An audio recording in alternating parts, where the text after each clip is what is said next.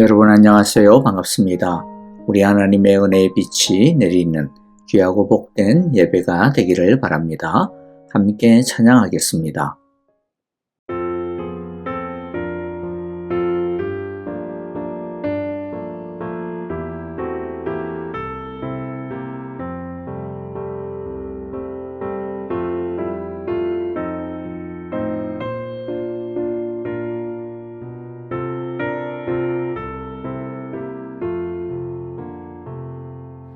귀중한 법의 합을 주 앞에 드리고 우리의 몸과 마음도 다 함께 바치세. 진리는 오묘하고 사랑은 성결해. 주께서 탄생하신 거룩한 날일세. 주께서 주신 은혜 한없이 크오니 우리가 받은 것을 감사히 바치세. 기쁨은 충만하고 소망은 불변해. 정성과 마음을 다해 경배를 드리세. 들에서 밤을 새며 양치던 목자들 하늘의 빛난 영광 보고서 놀랐네. 천사의 기쁜 소식 목자들 듣고서 찾아와 경배하며 영광을 돌렸네. 오늘 우리가 함께 나눌 하나님의 말씀은 갈라디아서 5장 13절부터 15절의 말씀입니다. 우리 같이 한 목소리로 읽어보겠습니다. 형제자매 여러분, 하나님께서는 여러분을 부르셔서 자유를 누리게 하셨습니다. 그러나 여러분은 그 자유를 육체의 욕망을 만족시키는 구실로 삼지 말고 사랑으로 서로 섬기십시오. 모든 율법은 내 이웃을 내 몸과 같이 사랑하여라 하신 한마디 말씀 속에 다 들어 있습니다. 그런데 여러분이 서로 물어뜯고 잡아먹고 하면 피차 멸망하고 말터이니 조심하십시오. 아멘. 바울은 이때까지 이신칭의의 진리를 가르치면서 할례와 율법을 지켜야 구원을 얻는다고 속이고 있는 율법주의자들을 강하게 경고하고 책망하였습니다. 그러면서 바울의 마음 한구석에는 또 다른 걱정이 생겼습니다. 혹시라도 갈라디아 성도들이 서로 비난하고 싸우고 분열하지 않을까 하는 걱정이었습니다. 율법주의자들이 오직 믿음으로 구원을 받는다라고 하는 이 신앙을 지키고 있는 사람들을 공격하는 것이 물론 제일 문제였죠. 그러나 이제 바울이 강하게 반박을 하고 난 다음에는 거꾸로 십자가의 복음을 지키고 있는 성도들이 율법주의자들을 향하여 공격을 할 수도 있기 때문에 자칫 잘못하면 성도들 간의 분쟁이 더 격화될 수도 있는 위험이 커진 것이죠. 그래서 바울은 특별히 율법주의자들의 공격에도 불구하고 이때까지 바른 신앙을 지키고 있었던 성도들을 향하여 다투지 말라고, 서로 물고 뜯고 잡아먹고 하지 말라고 권면하고 있는 것입니다. 먼저 13절을 봅니다. 형제자매 여러분, 하나님께서는 여러분을 부르셔서 자유를 누리게 하셨습니다. 그러나 여러분은 그 자유를 육체의 욕망을 만족시키는 구실로 삼지 말고 사랑으로 서로 섬기십시오. 바울은 하나님께서 우리에게 자유를 누리게 하셨다라고 합니다. 그런데 이 자유를 올바르게 이해를 해야지 잘못 이해를 하면 자유가 방종이 되게 됩니다. 잘못 이해하는 것이 어떤 것입니까? 율법에서 자유하게 되었으니 그러면 이제 내 마음대로 내가 하고 싶은 대로 살아도 되는구나 라고 생각하는 거죠. 믿음으로 구원을 받았으니 이제 뭐 행위나 순종 이런 것은 상관없다. 어떻게 살든 내가 천국 가는 거는 아무 지장이 없을 거야 라고 생각하는 것, 완전히 잘못된 것입니다. 그래서 바울은 여러분은 그 자유를 육체의 욕망을 만족시키는 구실로 삼지 말라 라고 권면하고 있습니다. 예수님이 우리를 죄에서 자유하게 하셨는데 이 자유를 가지고 우리의 육체의 욕망을 따라 살면 우리는 또다시 육체의 욕망의 노예가 되고 마는 것입니다. 우리는 그리스도 안에서 자유로워졌으나 그 자유를 다시 죄의 멍에로 바꾸어서는 안 될 것입니다. 그러면 하나님께서 우리에게 자유를 주신 목적이 무엇입니까? 하나님은 우리가 이 자유를 가지고 어떻게 하기를 원하십니까? 13절 뒷부분이죠. 사랑으로 서로 섬기십시오. 이것을 보다 원어에 가깝게 번역을 하면 사랑으로 서로 종노릇 하십시오 라고 하는 말이 됩니다. 그런데 이것은 좀 이상하다라고 느껴지지 않습니까? 왜냐하면 우리는 종노릇에서 자유하게 되었는데 다시 종노릇하라고 하니 말이죠. 그런데 여기서의 종노릇하다라고 하는 그것은요, 억지로나 마지못해서가 아니라 자발적인 섬김의 상태를 의미합니다. 율법에 보면 기년이 되면 종이 자유하게 되는데요. 그런데 그때 이 종이 자기는 이 주인이 너무 좋아서 내가 이제 종에서 해방되는 거 포기하고 계속해서 이 주인을 섬기고 싶어라고 자원하여 선택할 수가 있습니다. 그럴 때 그 종의 귀를 뚫어서 이 사람은 자발적으로 이 주인을 섬기기로 하였다라고 하는 표식을 남기게 되죠. 이처럼 좋아서 자원하여 종이 되는 것, 그것을 지금 말하고 있습니다. 또 무엇보다 예수님이 이런 자발적인 종노릇, 섬김의 모범을 보여주셨습니다. 예수님은 하나님의 영광과 지위를 버리고 이 땅에 종의 모습으로 오셔서 우리를 섬기시기 위해 죽기까지 복종하셨습니다. 그러므로 바울은 그냥 사랑하라라고 말씀하시는 것이 아니라 우리의 사랑의 표준까지 알려주고 있는 것입니다. 많은 사람들이 자유라고 하는 것을 단순히 속박으로부터 벗어나는 해방의 상태로만 이해합니다. 물론 그것은 자유입니다. 그런데 에리 프롬이 잘 설명했듯이 그것은 소극적인 자유이죠. 진짜 자유는 더 큽니다. 진짜 자유는 속박에서 벗어나 이제 그 자유를 가지고 자신의 의지를 따라, 자유의지를 따라 창조적으로 생각하고 사랑하며 자신을 긍정하고 또 다른 사람과 이 세상을 사랑하며 섬기는 것을 의미합니다. 이것이 적극적인 자유입니다. 자유란 단지 어디로부터 자유다라고 하는 것이 아니라 무엇을 위한 자유로 나아가야 하는 것입니다. 즉 죄로부터의 자유에서 머물지 말고 하나님을 위한 자유로 이제는 자기가 중심이 되던 자기 사랑의 자유에서 하나님이 중심이 되는 하나님 사랑의 자유로 그리고 이웃 사랑의 자유로 나아가야 하는 것입니다. 이것이 하나님께서 우리에게 주신 자유의 진짜 목적이요 성격인 것입니다.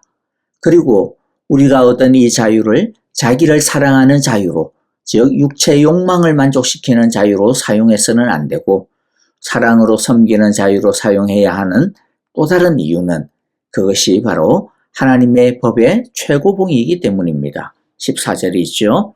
모든 율법은 내 이웃을 내 몸과 같이 사랑하라 하신 한마디 말씀 속에 다 들어 있습니다. 바울은 율법 전체가 바로 이웃 사랑이라고 하는 단 하나의 말씀 안에 완성된다라고 선언하고 있습니다. 이웃 사랑은 율법을 파기하는 것이 아니라 율법의 최종적이고 영원한 목적을 성취하는 것입니다. 이 말씀은 우리의 모든 일들이 사랑이 동기가 되어야 하며 사랑의 방법으로 해야 하며 사랑을 목적으로 삼아야 한다라고 하는 의미입니다. 아무리 대단한 일을 하고 아무리 옳은 일을 해도 만일 거기에 사랑이 빠져 있다면 그것은 하나님의 인정을 받을 수 없고 하나님이 기뻐하지 않는 것입니다. 바울은 갈라디아 성도들에게 복음을 허무는 사람들을 끊어내라, 그렇게 단호하게 권하였습니다. 하지만 바울은 그런 순간에도 그들을 미워한다거나 저주한다거나 그런 것이 아니었습니다. 분명하게 잘못을 지적하고 그 심각성에 대해 경고했습니다마는, 그러나 바울은 사랑을 가지고 기다립니다. 진리를 위해 싸운다라고 할 때 특히 우리가 조심해야 합니다. 자칫 잘못하면 우리가 하나님 노릇할 수 있기 때문입니다. 분명히 잘못된 것에 대해서는 잘못되었다라고 확실한 중심을 가지고 있어야 합니다. 그러나 잘못하고 있는 사람에 대해서도 우리는 여전히 사랑으로 대해야 합니다. 그들이 돌이켜 하나님께로 돌아오는 것이 목적이지 정죄하고 심판하고 시시비비를 가리는 것이 목적이 아니라고 하는 것을 잊으면 안 됩니다. 우리는 교회 안에서 어떤 일을 할 때에도 언제나 사랑이 중심이 되어야 합니다. 이 세상은 효율성을 중시하죠. 물론 효율 중요합니다. 그런데 아무리 확실한 효율과 성과가 있다 하더라도 만일 공동체가 상처를 입고 허물어진다면 잠시 멈추어서 다시 평가할 필요가 있을 것입니다. 혼자서 걷는 10걸음이 아니라 10명이 걷는 한 걸음이 소중함을 우리는 기억해야 합니다. 물론 그렇다고 해서 이것이 우리의 기준을 낮추자 그런 뜻이 아닙니다. 하향평준화하자 그런 뜻도 아닙니다. 다만 너무 앞만 보고 달리기보다는 서로 격려하여 함께 한 마음으로 한 사랑 안에 걷는 것이 소중하다라는 것입니다. 그래서 고린도전서 8장 9절에서 이렇게 바울은 권면하고 있습니다. 그러나 여러분에게 이 자유가 약한 사람들에게 걸림돌이 되지 않도록 조심하십시오. 그리고 11절에서는 그리스도께서는 그 약한 신도들을 위하여 죽으셨습니다. 그러므로 우리는 서로 돌아보면서 서로의 짐을 져야 하는 것입니다. 그리고 15절에서 바울은 이렇게 권면하고 당부하고 있습니다. 그런데 여러분이 서로 물어뜯고 잡아먹고 하면 피차 멸망하고 말 터이니 조심하십시오. 사랑으로 종로로 하는 삶을 거부하고 자기 이익을 위해, 자기 주장을 위해 자유를 남용할 때 교회 공동체는 서로 물고 잡아먹는 짐승들의 싸움터로 변하게 됩니다. 물고 잡아먹는다라고 하는 것은 비방하고 당파 싸움하고 정죄하고 영적 질투하고 이와 같은 것들을 통한 공동체 내부의 파괴 행위를 의미하죠. 바울은 이런 분쟁의 결과가 피차 멸망하는 것이다. 즉 공동체의 소멸로 이어진다라고 강력히 경고합니다. 자유란 우리를 하나 되게 하려고 주어진 것이지 서로를 파괴하라고 주어진 것이 아닙니다. 교회는 사랑의 종들이 모인 공동체가 되어질 때 건강하게 존속할 수 있음을 우리는 잊지 말아야 할 것입니다. 말씀을 마무리합니다. 하나님이 우리를 자유하게 하신 것은 우리 자신의 욕망대로 살라고 자유한 것이 아닙니다. 사랑으로 서로 종노릇하라고 자유하게 하셨습니다. 우리의 믿음은 사랑으로 역사하는 믿음이 되어야 합니다. 자유자답게 우리의 온 마음과 즐거움을 다해 하나님을 사랑합시다. 우리의 자유를 다른 사람을 섬기기 위해 절제하는 수준 높은 자유의 삶을 살아내 보이기를 원합니다. 이 자유를 가지고 나를 주장하는 데 사정하지 않고 하나님을 섬기고 이웃을 섬김으로써 하나님께서 기뻐하시는 복된 삶이 되기를 간절히 소망하고 축복합니다. 아멘. 이제 우리 함께 오늘 말씀 마음 가운데 새기면서 찬양하며 기도하도록 하겠습니다. 주님, 나의 이 자유를 하나님을 섬기고 이웃을 섬기는 섬김의 자유로 사용케 하소서. 우리 그렇게 기도하기를 원합니다. 또 우리 아프신 분들을 생각하시면서 우리 함께 사랑으로 간절히 기도해 주시기를 바랍니다. 김정숙 권사님, 서정봉 장로님, 조창준 장로님, 그리고 또 우리 박미성 집사님과 또 우리 오영자 권사님 회복을 위하여 우리 함께 기도해 주시기를 바라고요. 내일 주일입니다. 대강절 둘째 주일 우리 함께 주님의 귀한 평화가 넘치는 예배가 되게 하소서.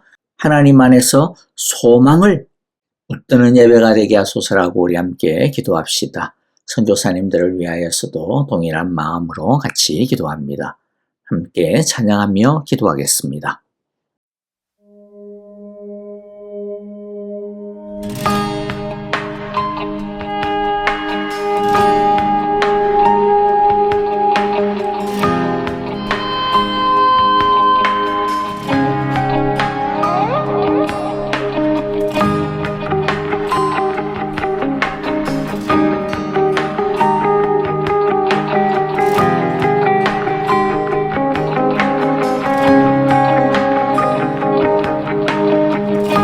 주님만이 왕이십니다. 주님만이 왕이십니다. 주님만이 왕이십니다. 주님만이 왕이십니다. 내 삶에 내 삶에 내 삶에 내 삶에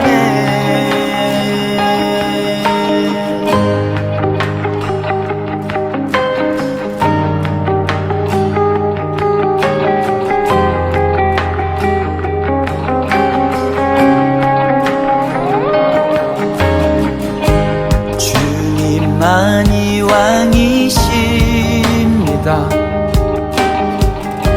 주님만이 왕이십니다. 주님만이 왕이십니다.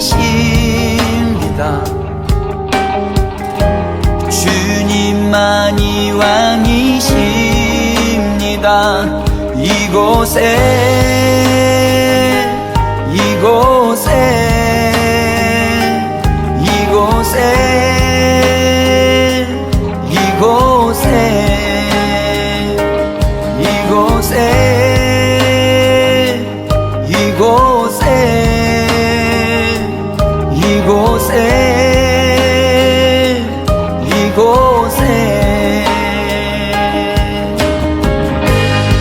주님만이 왕이십니다. 주님만이 왕이십니다. 주님만이 왕이십니다. 주님만이 왕이십니다. 온 땅에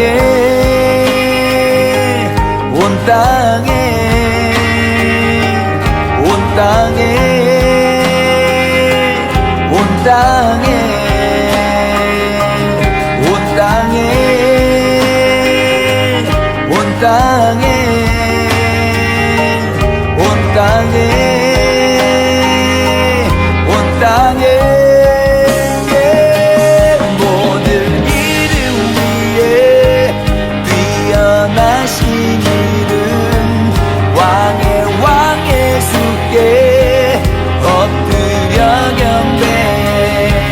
모든 이름 위에 뛰어나신 이름 왕의 수께 엎드려 경배해. 모든 이름 위에 뛰어나신 이름 왕의 수께 손들고 경배해. 모든 이름 위에 뛰어나신 이름 왕의